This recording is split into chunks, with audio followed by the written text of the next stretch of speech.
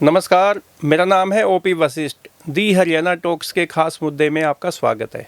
नमस्कार, मेरा नाम है सत्सिंह और आज खास मुद्दे में हम एक बेहद संवेदनशील लेकिन ज़रूरी मुद्दा डिस्कस करेंगे और मुद्दा है सरोगेसी से रिलेटेड। मुद्दा है हमारे हरियाणा की हेल्थ मिनिस्टर आरती राव जो अटेली से विधायक हैं। राव इंद्रजीत जी की बेटी हैं, वो अभी सरोगेसी से मदर बनी है, ऐसा न्यूज़ में फ्लैश हो रहा है। हमारे पास आधिकारिक कोई पुष्टि नहीं है, बट ये सही है कि वो मदर बनी है और सुनने में आ रहा है कि सरोगेसी से मदर बनी है।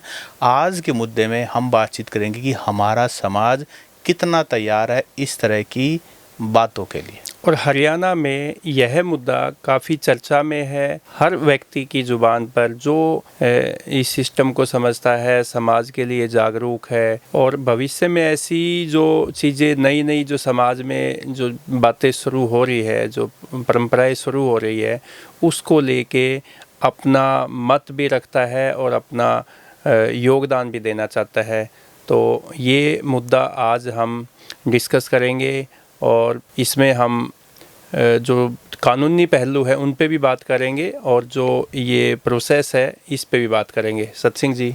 ओपी जी, देखिए, पहले तो मैं लोगों को ये बता दूं कि जो ये सारा प्रोसेस है, जहां तक हरियाणा के स्वास्थ्य मंत्री आरती की बात है, राव आरती सिंह की बात है, ये पूरी तरह लीगल है। लेकिन जो सरोगेसी से समझना चाह रहे हैं, बेसिकली इसको लेकर के ना एक प्रॉपर कानून है, सरोगेसी एक्ट भी है, ART assisted reproductive technology act जो है बाकायदा है।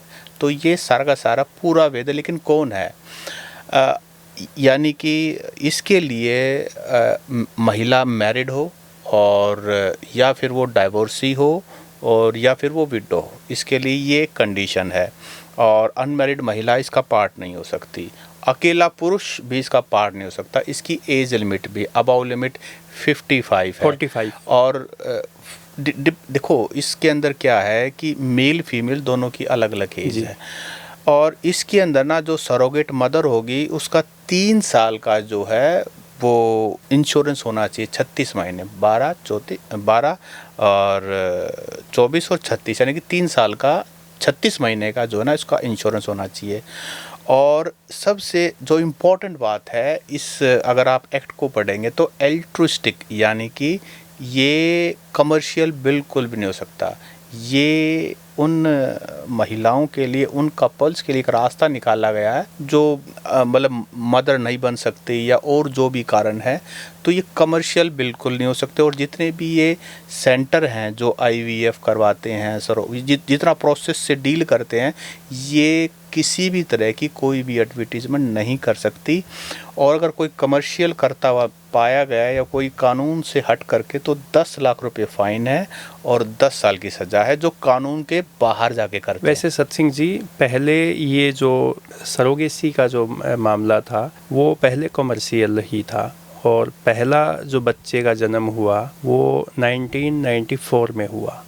उसके बाद 2002 में इसको कानूनी मान्यता मिली। और ये ट्रेंड जो है, सबसे ज़्यादा जो विदेश में रहने वाले लोग हैं वो इस प्रोसीजर का ज़्यादा यूज़ करते थे। और ये भारत जो है उस टाइम पे सरोगेसी का एक ना हब बन गया था। जो विदेशी है वो यहाँ पे सरोगेसी की प्रक्रिया को पूरा करवाते थे और कॉमर्शियल होता था। 2015 में इस कॉमर्शियल जो सरोगेसी का जो मामला है, केसेस है, उस पर प्रतिबंध लगाया गया विदेशी मामलों को लेके। और 2021 में आपने जैसा भी कहा प्रॉपर कि एक्ट आया। ये प्रॉपर एक्ट आया कि अब ये कॉमर्शियल नहीं है। एक्ट के हिसाब से आप इंडियन महिला होने चाहिए और मैरिड होने चाहिए या फिर विडो होने चाहिए या फिर डिवोर्सी होने चाहिए। ये प्रॉपर कंडीशन है, नियम। कोई भी विदेशी इस तरह के किसी भी मतलब नियम के हिसाब से इस तरीके से बच्चा नहीं पा सकता। पहले हम बात करें तो इंडिया में हम बात करें, इंडिया की बात करें तो पिछले 1 दशक की हम अगर मोटा मोटी बात करें तो जो हमें इंटरनेट पे जो जानकारी उपलब्ध हुई है तो 3000 से 6000 मामले ऐसे आए हैं जो ये कॉमर्शियल सरोगेसी की जो बात हम करें तो अगर ये आंकड़ा सही है तो अब लेकिन कोई कॉमर्शियल सरोगेसी नहीं करवा सकता। मैं अपने जो हमारे देखने वाले दर्शक हैं उनको थोड़ा याद दिला दूं, वो कनेक्ट कर पाएंगे। एक फिल्म आई थी चोरी चोरी चुपके चुपके, जिसमें सलमान खान होते हैं, रानी मुखर्जी होते हैं, और उस फिल्म में अगर आपको ध्यान हो तो सरोगेट मदर जो है वो प्रीति जिंटा बनती है। एक फिल्म आई थी, अभी एक फिल्म आई है पंकज त्रिपाठी की, वो कीर्ति सनान की, और उसके अंदर भी यही जो मामला ना सरोगेट मदर वाला भी उठाया गया। तो फिल्मों के माध्यम से भी सरोगेसी इस मामले को खूब दिखाया गया। जानकारी अब लोगों तक पहुंच रही है कि सरोगेसी वो है किसी ना किसी माध्यम से लोग, लेकिन इसमें कन्फ्यूजन भी बहुत सारा है। आज का जो मुद्दा है ना ओपी जी, जिसके लिए हमने खास मुद्दा है, हमारे साथी दर्शक जो देखने वाले हैं, देखिए हरियाणा जैसे समाज में जहां खापे लिव इन रिलेशनशिप के खिलाफ मेमोरेंडम देती हैं, जहां खापे जो है सेम गोत्रा मैरिज को लेकर के भी अभी सेम विलेज के अंदर शादी नहीं होगी, गोहांड में शादी नहीं होगी। अब यूजुअली जो सरोगेसी वगैरह होती है, ये बड़े लोग, हाई प्रोफाइल लोग वही इसको एक्सेप्ट करते हैं ओपी जी, और वही इसको अफोर्ड भी कर सकते हैं। हालांकि कानून के हिसाब से आप सिर्फ मेडिकल एक्सपेंस और ये इंश्योरेंस, यही आप कोई भी ट्रांजैक्शन पैसे का नहीं कर सकते। खैर वो एक अलग बात है। और जितने भी इस तरह के क्लिनिक होते हैं वो मतलब इसमें पूरे प्रॉपर डेजिग्नेटेड क्लिनिक होते हैं, गवर्नमेंट की देखरेख में होते हैं, उसका हर रिकॉर्ड जो ना बाकायदा हर परमिशन लेनी पड़ती है।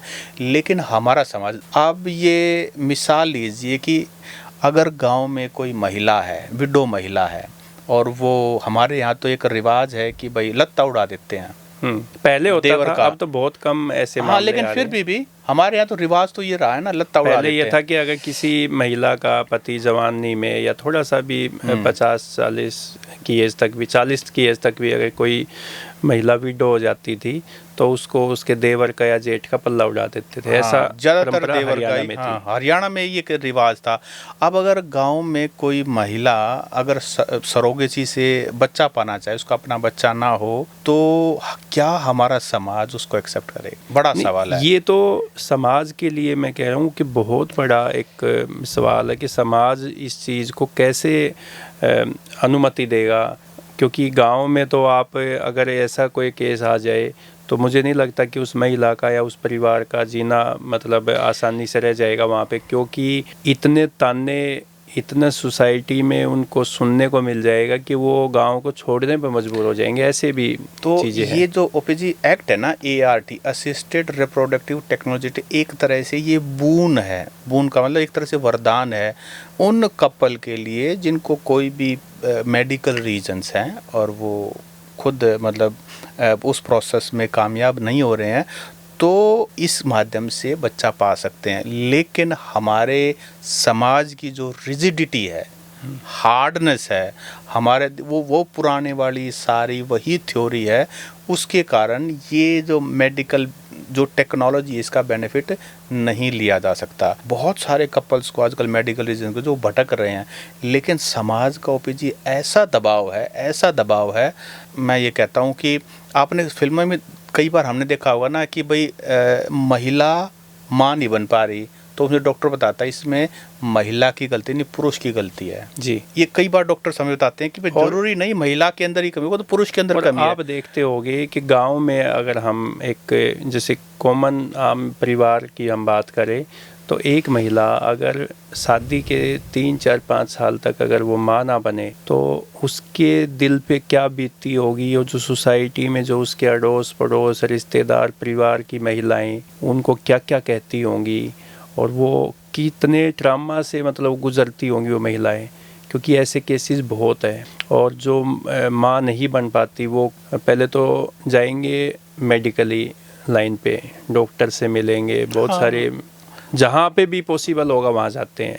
फिर वो जाते हैं कि कोई झाड़ा लगा देगा तो बच्चा हो जाएगा, फिर वो जाएंगे वो टोने टोटकों में जाते हैं। मतलब कितना मतलब कितने उससे प्रोसेस से कितने मानसिक दिक्कतों में वो परिवार गुजरता है, वो दंपति या वो महिला जो गुजरती है।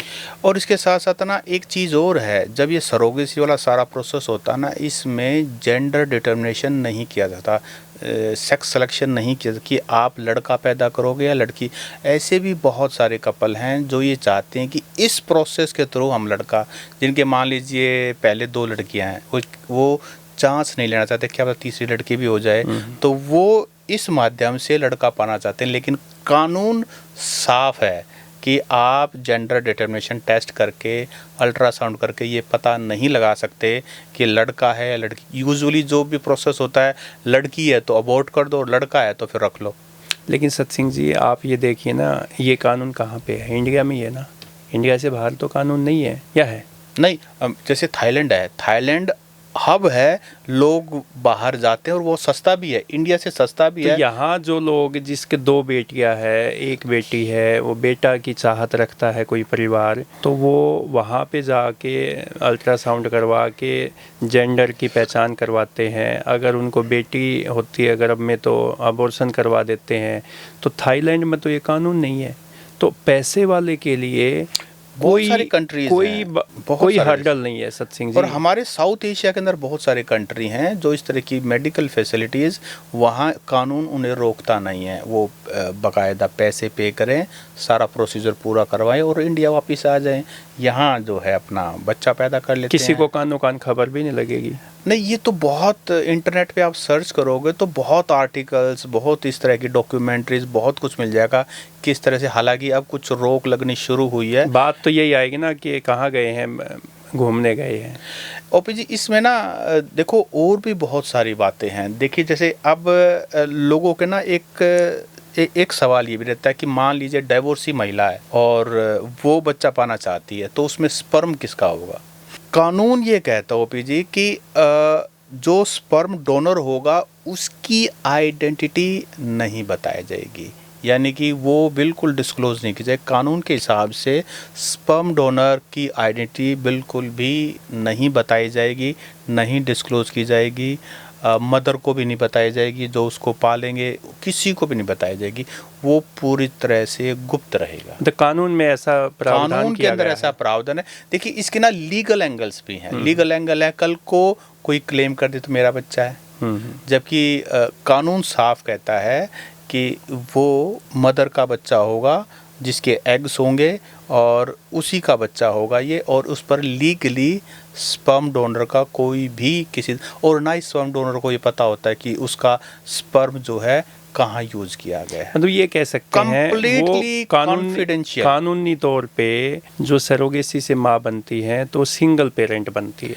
नहीं, कई बार कपल भी होता है। नहीं, मतलब जो अगर सिंगल कोई लेडी है मदर तो वो रहना चाहे तो मदर सिंगल भी रह सकती है, विडो हो या वो डाइवोर्सी हो, और कपल भी कर सकते हैं। कोई मेडिकल रीजन के कारण अगर वो नहीं बच्चा बना पा रहे हैं तो वो इसका बेनिफिट उठा करके और वो they can give birth to a child. वो भी हो सकता है, उसमें एग और स्पर्म उसका महिला का और पुरुष का हो सकता है। लेकिन सवाल ये है कि हमारा जो समाज है वो कब एक्सेप्ट करेगा इन चीज़ों को? क्यों उनको ये समस्या है, क्यों उनके लिए ये एक्सेप्ट करना मुश्किल है कि एक महिला जो बच्चे की चाह रखती है वो इस प्रोसेस के कानूनन इसको कानूनन वो बच्चा पा सकती है? तो इतनी रिजिडिटी जो है समाज के अंदर है, मुझे लगता है कहीं ना कहीं समाज को सोचना पड़ेगा। देखिए कुछ समाज की जेन्युइन कंसर्न, जैसे लिव इन के ऊपर बात है, तो लिव इन में क्या होता है कि शादी से पहले लड़का और लड़की 6 महीने, साल, 2 साल इकट्ठा रह के देखते हैं। खाफेज के खिलाफ और सामाजिक बहुत सारी ऑर्गेनाइजेशन के खिलाफ है। मुझे सपोर्ट में तो कोई नहीं है, सिर्फ जो रहने वाले हैं। लिव इन के सपोर्ट में कोई नहीं होगा। हाँ, लिव इन के सपोर्ट, क्योंकि वो एक दंपत्ति के तरह रहते तो हैं, लेकिन वो अपनी कमिटमेंट नहीं होता, वो कोई अपनी रिस्पॉन्सिबिलिटी नहीं लेते। वो एक जो साथ बंधन बंधने वाली होती हैं कि साथ जन्मों जन्मों का जो बंधन होता है, वो कोई बात नहीं होती उसमें। वो रिस्पॉन्सिबिलिटी तो उनके पास कोई होती ही नहीं कि वो एक दूसरे की रिस्पॉन्सिबिलिटी ले। तो वो तो कोई भी एक्सेप्ट नहीं करेगा यहाँ सोसाइटी में। जी, और फिर हमारे यहाँ पे सेम गोत्र और सेम विलेज मैरिज की बात भी करें कि इस तरह की परमिशन ना दी जाए, हिंदू मैरिज एक्ट के अंदर बदलाव किया जाए, संशोधन किया जाए, क्योंकि उनका ये मानना है कि ये जो गांव बसे हुए हैं एक ही दादा की औलाद हैं और जितने भी इस गोत्र के होते हैं वो एक ही दादा की हैं, तो उससे जो है जीन्स अगर एक ही उससे आएंगे तो उसमें बच्चे के अंदर डेफिशिएंसी मतलब बच्चे के अंदर तो उसको कोई ना साइंटिफिक भी ऐसा सही नहीं मानते, जो सेम गोत्रा में या ब्लड रिलेशन नज़दीक का जो होता है उसमें शादी करने से वो साइंटिफिक भी सही नहीं मानते। जी, तो दोस्तों आज का जो हमारा मुद्दा है वो यही है कि जो ये नई नई टेक्नोलॉजी से सिंगल मदर माँ बन सकती है, बाकायदा कानूनी रूप से मदर बन सकती है। इस तरह की जितनी भी नई चीज़ें हैं with the help of technology and with legal सारे प्रोसीजर से हमारा समाज उसमें एक्सेप्टेंस करने में कितना तैयार है और अभी कितना समय और लगेगा, इस बारे में आप हमें कमेंट करके बताएं। सत्सिंग जी, वैसे तो एक ऐसा ही एक मामला और था कि जिस पे काफ़ी बहस छिड़ी थी। फिल्म एक्ट्रेस पायल रोहतगी और हमारे यहाँ रोहतक के संग्राम सिंह रेसलर, उनकी शादी हुई और पायल ने एक बहुत ही सनसनीखेज खुलासा किया एक रियलिटी शो में कि वो माँ नहीं बन सकती। तो उसको लेके भी काफ़ी बहस छिड़ी और बहुत बातें इधर उधर की बातें हुई। तो इन्होंने भी दोनों ने एक बच्चे को अडॉप्ट करने की प्रक्रिया शुरू की गई। तो ऐसे तो देश में बहुत सारे कपल है, जैसे आरती राव वाला जो केस अभी निकल के सामने आया, तो ऐसे तो बहुत कपल भी होंगे, बहुत ऐसी महिलाएं भी होंगी जो माँ बनना चाहती होंगी, जो विडो है, जो आपने बताया कि जो तलाकशुदा है, या और भी ऐसी चीज़ें हैं। क्योंकि माँ बनना तो सब चाहती है। कहीं ना कहीं ये जो सरोगेसी वाला मामला है, इससे उन महिलाओं के लिए हो सकता है रास्ते भी खुल जाए, क्योंकि भविष्य में तो ये चीज़ें अब समाज में जब इसको एक्सेप्ट कर ही लेगा समाज, तो उन महिलाओं के लिए भी कहीं ना रास्ते कहीं मेरा मानना ये है कि हेल्थ मिनिस्टर आरती राव ने एक एग्जाम्पल सेट किया है सभी के लिए कि आप इस प्रोसेस से भी माँ बन सकते हो और इसमें कोई भी हिचकने वाली बात नहीं है, कोई भी शर्माने वाली बात नहीं है, कोई भी सामाजिक प्रेशर मानने वाली बात नहीं है। आप कानूनी रूप से मेडिकल टेक्नोलॉजी का बेनिफिट उठाते हुए you can be a mother and you can lead A happy normal life. तो दोस्तों, आप भी हमें कमेंट करके ज़रूर बताएं कि जो हमने डिस्कस किया है जिस मुद्दे को, वो कितना सही है और समाज क्या उसे एक्सेप्ट करेगा इस सरोगेसी प्रक्रिया को या नहीं करेगा। नमस्कार। नमस्कार।